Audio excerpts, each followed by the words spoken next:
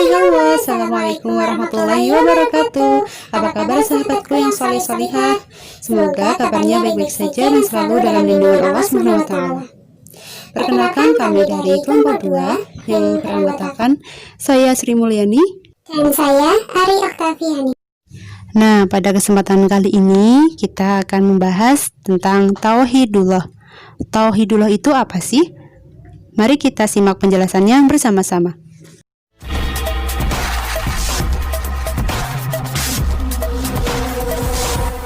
Oke, kita masuk kepada pembahasan. Yang pertama yaitu pengertian tauhid. Tauhid itu apa sih? Tauhid yaitu mengesahkan Allah Subhanahu wa Ta'ala baik dalam zat, asma wa sifat maupun af'al atau perbuatannya. Secara sederhana, tauhid dibagi menjadi 3 tingkatan, yaitu pertama, tauhid rububiyah, yang kedua tauhid mulkiyah, yang ketiga tauhid ilahiyah, yang nanti akan kita jelaskan satu persatu. Allah Subhanahu wa Ta'ala telah berfirman dalam Quran surat Al-Fatihah ayat kedua, keempat, dan kelima. Ayat yang kedua berbunyi Alhamdulillahi Rabbil Alamin, yang artinya segala puji bagi Allah, Tuhan semesta alam.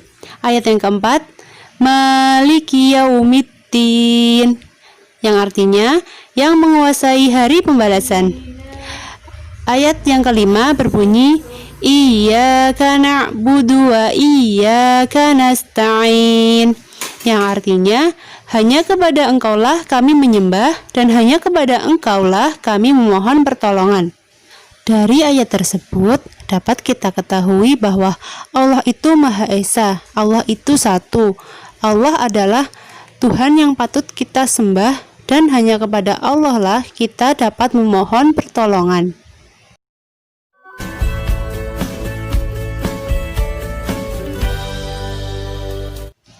Oke, selanjutnya kita akan membahas tingkatan Tauhidullah. Tadi sudah dijelaskan di depan bahwa Tauhidullah itu dibagi menjadi 3 tingkatan, yaitu Tauhid Rububiyah, Tauhid Mulkiyah, Tauhid Ilahiyah. Yang pertama kita akan membahas Tauhid Rububiyah. Tauhid Rububiyah itu apa sih? Nah, Tauhid Rububiyah itu berasal dari kata Ar-Rabb yang bermaksud memiliki atau menguasai. Secara istilah, Tauhid Rububiyah adalah pengakuan sesungguhnya Allah Subhanahu wa Ta'ala adalah Tuhan dan Maha Pencipta. Ini sudah dijelaskan dalam Quran surat Al-Baqarah ayat ke-21 yang berbunyi Ya ayyuhan nasu u'budu rabbakumul ladzi khalaqakum walladzina min qablikum la'allakum tattaqun, yang artinya, hai manusia, sembahlah Tuhanmu yang telah menciptakanmu dan orang-orang yang sebelummu agar kamu bertakwa. Selain itu, Allah juga berfirman dalam Al-Quran surat Al-Baqarah ayat ke-22 yang berbunyi Alladzi ja'ala lakumul arda firasyan was samaa'a binaa'an wa anzala minas samaa'i ma'an fa'akhraja bihi minas samarati rizqan lakum fala taj'alu lillahi andadan wa antum ta'lamun, yang artinya bahwa Dialah yang menjadikan bumi sebagai hamparan bagimu dan langit sebagai atap, dan Dia menurunkan air hujan dari langit, lalu Dia menghasilkan dengan hujan itu segala buah-buahan sebagai rezeki untukmu. Karena itu janganlah kamu mengadakan sekutu-sekutu bagi Allah, padahal kamu mengetahui. Dari ayat tadi dapat kita ketahui bahwa Allah lah yang menciptakan manusia dan makhluk hidup di bumi ini, dan Allah juga yang menciptakan bumi ini, serta Allah pula yang memberikan rezeki kepada makhluk hidup yang ada di bumi ini. Oke, selanjutnya yaitu Tauhid Mulkiyah. Tauhid Mulkiyah berasal dari kata Malik, yaitu yang berarti raja. Malik yang berarti memiliki akar kata yang sama, yaitu malaka. Jadi, secara istilah, tauhid mulkiyah yaitu pengakuan bahwa Allah Subhanahu wa taala sebagai pemilik alam semesta dan raja dari alam semesta tersebut. Hal ini sudah dijelaskan dalam Al-Qur'an surat Al-Baqarah ayat 107 yang berbunyi, alam ta'lam annallaha lahu mulkus samawati wal ard wa ma lakum min dunillahi min waliyyin wala nasir, yang artinya, tiadakah kamu mengetahui bahwa kerajaan langit dan bumi adalah kepunyaan Allah, dan tiada bagimu selain Allah seorang pelindung maupun seorang penolong. Dan juga disebutkan dalam Quran surat Al-Maidah ayat ke-120 yang berbunyi, lillahi mulkus samawati wal ardi wa ma fihin wa huwa ala kulli syai'in qadir, yang artinya kepunyaan Allah lah kerajaan langit dan bumi dan apa yang ada di dalamnya, dan Dia Maha Kuasa atas segala sesuatu. Dari kedua ayat tadi dapat kita ketahui bahwa Allah lah yang merajai langit dan bumi, dan Allah lah yang Maha Kuasa atas segala sesuatu yang terjadi di bumi ini. Lanjut, tingkatan tauhid yang terakhir yaitu tauhid ilahiyah.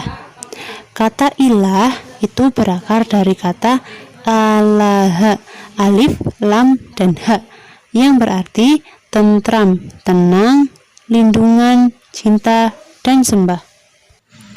Ini artinya bahwa Allah menenteramkan, menenangkan, melindungi, mencintai, dan Allah lah yang patut kita sembah. Hal ini dijelaskan dalam Quran surat Ar-Ra'd ayat ke-28 yang berbunyi, alladzina amanu wa tatma'innu qulubuhum bidzikrillah ala bidzikrillahi tatma'innul qulub, yang artinya bahwa orang-orang yang beriman dan hati mereka menjadi tentram dengan mengingat Allah.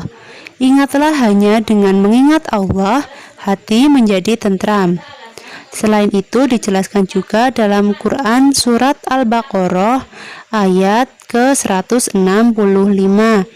yang berbunyi, walladzina amanu asyaddu hubbalillah. Artinya, adapun orang-orang yang beriman amat sangat cintanya kepada Allah. Dari kedua ayat tadi dapat kita ketahui bahwa apabila kita sedang tidak enak hati, galau, marah, kita harus senantiasa mengingat kepada Allah Subhanahu wa taala agar hati kita menjadi tenang, tentram, dan penuh cinta.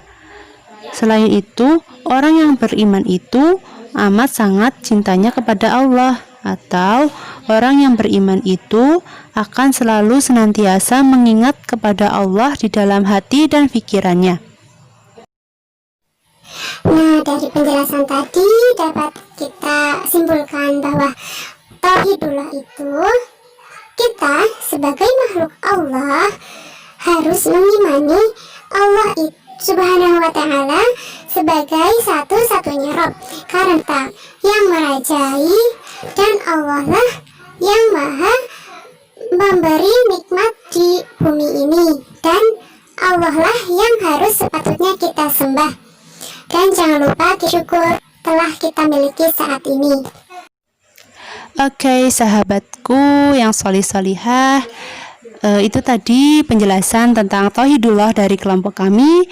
Semoga dapat bermanfaat dan terima kasih sudah menyimak penjelasan dari kami. Wassalamualaikum warahmatullahi wabarakatuh.